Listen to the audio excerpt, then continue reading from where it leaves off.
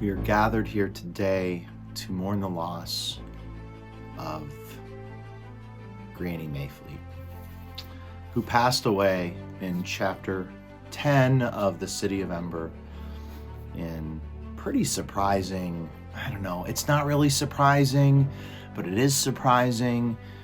We didn't see it coming because we were sort of heading down a different path, and then real life sort of got in the way. By the way, my name is Mr. Pete, 4th grade teacher, all that other stuff, but had to start with the fact that Granny passed away.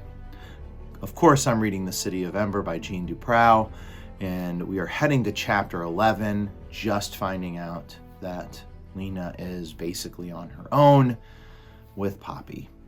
And we know Mrs. Murdo will probably help, but what that will look like going forward, I don't know. And why is chapter 11's chapter called Lizzie's Groceries? We know Lizzie is her best friend, but we also noticed the last time that they got together, Lizzie was very much very much thinking that she was self-important and talking over Lena and not really paying attention to anything Lena was saying about that chewed up instructions. So let's find out what this is all about, and let's find out what's going to happen with Lena and her family moving forward. Chapter 11, Lizzie's Groceries. Lena spent all that day in Mrs. Murdo's house, which was just like theirs, only neater. There was one couch and one fat chair covered in fuzzy striped material and one big table. Only Mrs. Murdo's table wasn't wobbly like theirs. On the table was a basket, and in the basket were 3 turnips, each of them lavender on one end and white on the other. Mrs. Murdo must have put them there, Lena thought, not just because she was going to have them for dinner, but also because they were beautiful. Wonderful imagery. And if we were going to be pondering down the road of character analysis, it might be worth looking at what kind of character trait Mrs. Murdo has when we talk about this paragraph specifically, because 2 pop right into my head when we talk about what her house looks like and also like what she keeps in her house. Lena sat sideways on the couch with her legs stretched out, and Mrs. Murdo covered her with a soft gray-green blanket. "This will keep you warm," she said, tucking it around Lena's legs. Lena didn't really feel cold, but she did feel sad, which was in a way the same.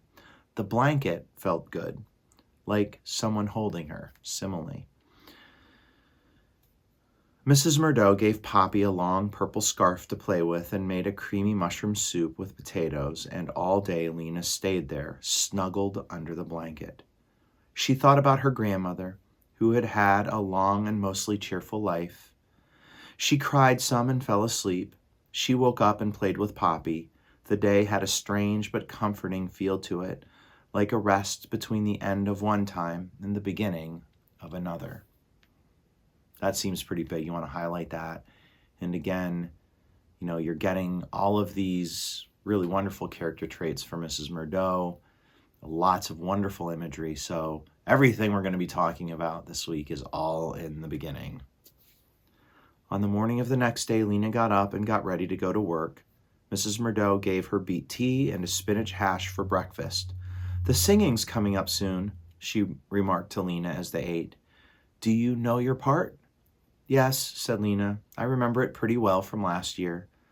"I rather like the singing," said Mrs. Murdo. Notice that the singing is capitalized, which means it's a big deal. Sort of like how we capitalize Christmas.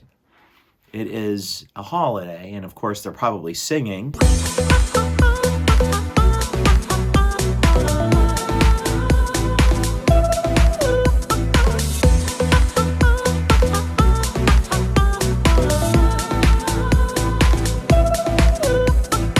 But also know that it is something that they celebrate. We've heard it mentioned before, as a matter of fact. "I love it," Lena said. "I think it's my favorite day of the year. Once a year, the people of the city came together to sing the 3 great songs of Ember. Just thinking of it made Lena feel better. She finished her breakfast and put on her red jacket. "Don't worry about Poppy. I'll take care of her," said Mrs. Murdo as Lena headed for the door. When you come back this evening, we'll talk about how to proceed. Proceed? Said Lena. Well, you can't live by yourselves, just the two of you, can you? We can't? Certainly not, said Mrs. Murdo sternly. Highlight sternly means she was being very serious. Who's to take care of Poppy while you go off delivering messages? You must move in here with me. I have an empty bedroom, after all, and quite a nice one. Come and look. She opened a door at the far end of the living room, and Lena peeked in. She had never seen such a beautiful, cozy room. There was a big, lumpy bed, covered with a faded blue blanket, and at its head 4 plump pillows. Next to the bed was a chest of drawers with drawer handles shaped like teardrops and a mirror attached to the top. The carpets on the floor were all different shades of blue and green, and in the corner was a sturdy, square table and a chair with a back like a ladder. This will be your room, said Mrs. Murdo. Yours and Poppy's. You'll have to share the bed, but it's big enough. It's lovely, Lena said. You're so kind, Mrs. Murdo. Well, said Mrs. Murdo briskly. Highlight briskly, it means quickly. It's just common sense. You need a place. I have one. You go on now, and I'll see you this evening. Lots of imagery, especially describing that room. Lots of character traits, character analysis for Mrs. Murdo, but I'll leave that to you for working on your CSI picked. 3 days had passed since Lena and Dune had seen the man in the pipeworks, and there hadn't been any special announcements. So if that man had discovered a way out of Ember, he was keeping the news to himself. Lena couldn't understand why. As Lena ran through the city with her messages on her first day back to work, it seemed to her that the mood of the people was even gloomier than before. There were long, silent lines at the markets and knots of people gathered in the squares, talking in low voices.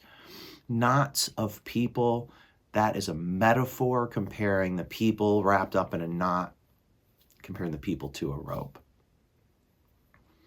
Many shops, more each day it seemed, displayed signs in their windows saying closed or open Monday, Tuesday only.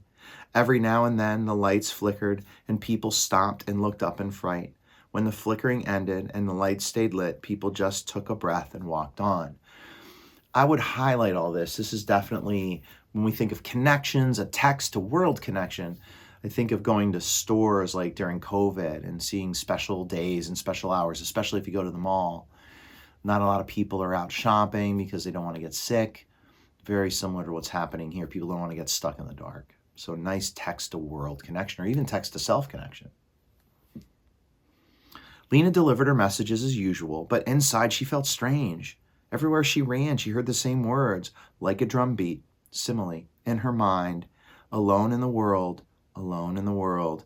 It wasn't exactly true. She had Poppy, she had friends, and she had Mrs. Murdo, who was somewhere between a friend and a relative, but she felt as if she had suddenly gotten older in the last 3 days. She was a sort of mother herself now.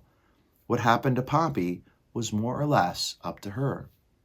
As the day went on, she stopped thinking alone in the world and began thinking about her new life at Mrs. Murdo's. She thought about the blue-green room and planned how she would arrange her pictures on the walls. The one she'd drawn with her blue pencil would look especially nice because it would match the color of the rugs. She could bring her pillows from home and add them to the ones on the bed, and then she'd have 6 altogether. Then maybe she could find some old blue dresses or shirts and make pillow covers for them. The blue-green room, the orderly apartment, the meals cooked, and the blankets tucked in cozily at night. All this gave her a feeling of comfort, almost luxury. Highlight luxury. Luxury means special and nice and wonderful and kind of all of that together. She was grateful for Mrs. Murdo's kindness. I'm not ready yet to be alone in the world, she thought. Late that afternoon, Lena was given a message to take to Lampling Street. She delivered the message and, as she was coming back out onto the street, caught sight of Lizzie coming out of the door of the supply depot. Her orange hair was unmistakable. "Lizzie!" Lena called out. Lizzie must not have heard her. She kept on going. Lena called again. "Lizzie, wait!" This time it was clear that Lizzie had heard, but instead of stopping, she walked faster. What's the matter with her? Lena wondered. She ran after her and grabbed the back of her coat. Lizzie, it's me! Lizzie stopped and turned around. Oh, she said. Her face was flushed. It's you. Hi, I thought it was... Oh, I didn't realize it was you. She smiled brightly, but there was a distracted look in her eyes. I was just going home, she said. Her arms were wrapped around a small, bulging sack. I'll walk with you, said Lena. Oh, said Lizzie. Oh, good. But she didn't look pleased. Lizzie, something sad has happened, Lena said. My grandmother died. Lizzie gave her a quick, sideways glance, but she didn't stop walking. That's too bad, she said absently. Poor you. What was wrong with her? Lizzie was ordinarily so interested in other people's misfortunes. She could be sincerely sympathetic, too, when she wasn't wrapped up in her own troubles. Lena changed the subject. What's in the sack? She asked. Oh, just some groceries, said Lizzie. I stopped at the market after work. You did? Lena was confused. She had seen Lizzie not 2 minutes ago leaving the storeroom office. Lizzie didn't answer. She began walking and talking quite fast. It was so busy today at work. Work is so hard, isn't it, Lena? I think work is much harder than school and not as interesting. You do the same thing every day. I get so tired, don't you? Running around all day? Lena started to say that she liked running and hardly ever got tired, but Lizzie didn't wait for her to answer. Oh, well, at least there are some good things about it. Guess what, Lena? I have a boyfriend. I met him at work. He really likes me. He says my hair is the exact color of a red-hot burner on a stove. Lena laughed. It's true, Lizzie, she said. You look like your head is on fire. Simile. Lizzie laughed too and lifted one hand to fluff her hair. She puckered her lips and fluttered her eyelashes. He says I'm as beautiful as a red tomato. They were crossing Toric Square now. It was crowded in the square. People had just left work and were lining up at the shops and hurrying along with packages. A cluster of children sat on the pavement playing some sort of game. Who is this boyfriend? Asked Lena. But just at that moment, Lizzie tripped. She'd been strutting along, being beautiful, not paying attention to her feet. Then the edge of her shoe caught on the uneven place in the pavement. She staggered and fell. And as she fell, she lost her grip on the sack. It hit the ground and toppled sideways. And some cans spilled out. They rolled in all different directions. Lena reached for Lizzie's arm. Did you hurt yourself? She asked, but Lizzie went scrambling after the cans so quickly it was clear she wasn't hurt. Wanting to help, Lena went after the cans too. Two had rolled under a bench. Another was going toward the children, who were on their feet now, watching Lizzie's wild spider-like motions. Lena picked up the cans under the bench, and for a second her breath stopped. One of them was a can of peaches. Peaches, it said right on it. And there was a picture of a yellow globe. No one she knew had seen a can of peaches in years. She looked at the other one. That was just as amazing. Creamed corn, it said. Lena remembered having creamed corn once as a thrilling treat when she was 5 years old. There was a shout. She looked up. One of the children had picked up a can. Look at this, he cried, and the other children gathered around him. Applesauce, he said, and the children murmured, applesauce, applesauce, as if they had never heard the word before. Lizzie was on her feet. She had all the cans except for the two in Lena's hands and the one the child had picked up. She stood there for a moment, her eyes flicking back and forth from Lena to the children. Then she smiled, a bright, fake-looking smile. Thanks for helping me, she said. I found these on a back shelf at the market. What a surprise, huh? You can keep those. She waved the back of her hand at the children, waved again at Lena, and then took off, holding the sack by its neck so it hung beside her and banged against her legs. Lena didn't follow her.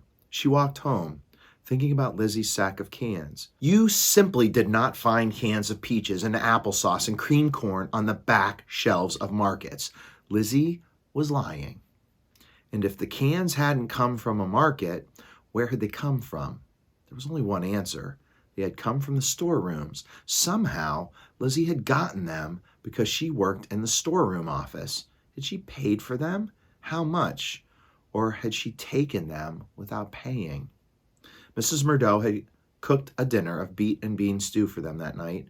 When Lena showed her the two cans, she gasped in astonishment. Where did you get these? She asked. From a friend, said Lena. And where did your friend get them? Lena shrugged. I don't know. Mrs. Murdo frowned slightly, but didn't ask any more questions. She opened the cans, and they had a feast, creamed corn with their stew, and peaches for dessert. It was the best meal Lena had had in a very long time, but her enjoyment of it was tainted, just a little, by the question of where it had come from. Highlight tainted. It means when something's tainted, it's not as good. The next morning, Lena headed for Broad Street. Before she started delivering messages today, she was going to have a talk with Lizzie. She spied her half a block from the storeroom office. She was sauntering along, looking in shop windows. A long green scarf was wound around her neck. Highlight sauntering. It's sort of like a lazy Sunday walk. Lena ran up swiftly behind her. Lizzie, she said. Lizzie whirled around. When she saw Lena, she flinched. She didn't say anything, just turned around and kept walking. Lena caught hold of one end of the green scarf and jerked Lizzie to a halt. Lizzie, she said. Stop. What for? Lizzie said. I'm going to work. She tried to pull away, but she didn't get far because Lena had a firm grip on her scarf. Lena spoke in a low voice. There were people all around them, a couple of old men leaning against the wall, a group of chattering children just ahead, workers going toward the storerooms, and she didn't want to be overheard. You have to tell me where you got those cans, she said. I told you. I found them on the back shelf at the market. Let go of my scarf. Lizzie tried to wrench her scarf out of Lena's grip, but Lena held on. You didn't, Lena said. No market would just forget about things like that. Tell me the truth. She gave a yank on the end of the scarf. Stop it! Lizzie reached out and grabbed a handful of Lena's hair. Lena yelped and pulled harder on the scarf, and the two of them scuffled, snatching at each other's hair and coats. They knocked against a woman who snapped at them angrily, and finally they toppled over, sitting down hard on the pavement. Lena was the first one to laugh. It was so much like what they used to do in fun, chasing each other and screaming with laughter. Now here they were again, nearly grown girls, sitting in a heap on the pavement. After a moment, Lizzie laughed too. You dope, she said. All right, I'll tell you. I sort of wanted to anyway. Lizzie leaned forward with her elbows on her knees and lowered her voice. Well, it's this, she said. There's a storeroom worker named Looper. He's a carrier. Do you know him? He was 2 classes ahead of us. Looper Windley. I know who he is, said Lena. I took a message for him on my first day of work. Tall, with a long, skinny neck, big teeth, funny looking. Lizzie looked hurt. Well, I wouldn't describe him that way. I think he's handsome. Guess we know who our boyfriend is. Lena shrugged. Okay, go on. Looper explores the storerooms. He goes into every room that isn't locked. He wants to know the true situation, Lena. He's not like most workers who just plod along doing their jobs and then go home. He wants to find things out. And what has he found out? Lena asked. He's found out that there's still a little bit left of some rare things, just a few things in rooms here and there that have been forgotten. You know, Lena, she said, there are so many rooms down there. Some of them, way out on the edges, are marked empty in the ledger book, and so no one ever goes there anymore. But Looper found out that they're not all empty. So he's been taking things? Just a few things, and not often. And he's giving some to you. Yes, because he likes me. Lizzie smiled a little smile and hugged her arms together. I see, Lena thought. She feels that way about Looper. But Looper's stealing, said Lena. And Lizzie, he isn't just stealing things for you. He has a store. He steals things and sells them for huge prices. He does not, said Lizzie, but she looked worried. He does. I know, because I bought something from him just a few weeks ago. He has a whole box of colored pencils. Lizzie scowled. He never gave me any colored pencils. He shouldn't be giving you anything or selling things. Don't you think everyone should know about this food he found? No, Lizzie cried, because listen, if there's only 1 can of peaches left, only 1 person gets to have it, right? So why should everyone know? They just end up fighting over it. What good would that be? Lizzie reached out and put a hand on Lena's knee. Listen, she said, I'll ask Looper to find some good stuff for you, too. I know he will if I ask him. Before she had time to think, Lena heard herself saying, "What kind of good stuff?" Lizzie's eyes gleamed. "There's 2 packages of colored paper," he told me, "and some cough medicine. And there's 3 pairs of girl shoes." It was treasure. Colored paper and cough medicine to cure sickness and shoes. She hadn't had new ones for almost 2 years. Lena's heart raced. What Lizzie said was true. If everyone knew there were still a few wonderful things in the storerooms, people would fight each other trying to get them. But what if no one knew? What difference would it make if she had the colored paper or the shoes? She suddenly wanted those things so badly she felt weak. A picture arose in her mind's eye. The shelves at Mrs. Murdo's house stocked with good things, and the 3 of them happier and safer than other people. Lizzie leaned closer and lowered her voice. "Looper found a can of pineapple. I was going to split it with him, but I'll give you a bite if you promise not to tell." Pineapple? That delectable long-lost thing that her grandmother had told her about? Was there anything wrong with having a bite of it just to see what it was like? "I've already tasted peaches, applesauce, and a thing called fruit cocktail," said Lizzie, "and prunes and creamed corn and cranberry sauce and asparagus." "All that?" Lena was astonished. "Then there's a lot of special things like that still?" "No," said Lizzie, "not a lot at all. In fact, we finished all those." "You and Looper?" Lizzie nodded, smiling smugly.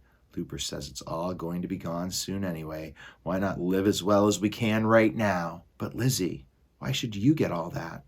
Why you and not other people?" "Because we found it! Because we can get at it!" "I don't think it's fair," said Lena. Lizzie spoke as if she were talking to a not very bright child. "You can have some too. That's why I'm telling you. There are still a few good things left." But that wasn't the unfairness Lena was thinking of. It was that just 2 people were getting things that everyone would have wanted. She couldn't think how it should have been done. You couldn't divide a can of applesauce evenly among all the people in the city. Still, something was wrong with grabbing the good things just because you could. It seemed not only unfair to everyone else, but bad for the person who was doing it. Somehow.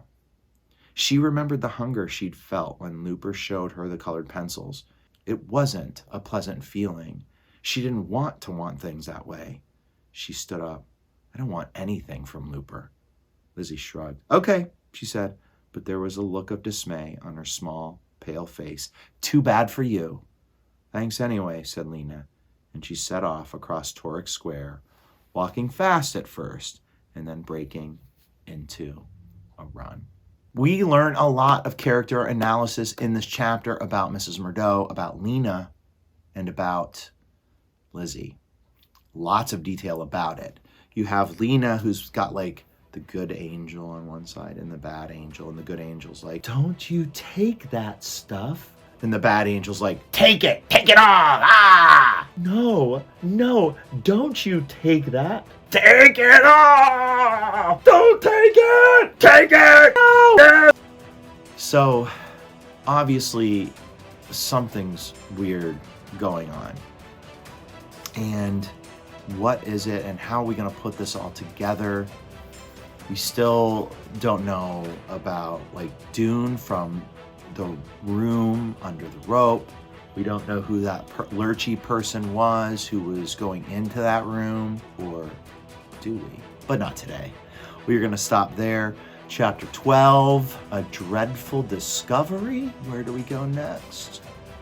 I don't know, but it will be on the next page. Don't turn that page! Peace! Peace! Peace.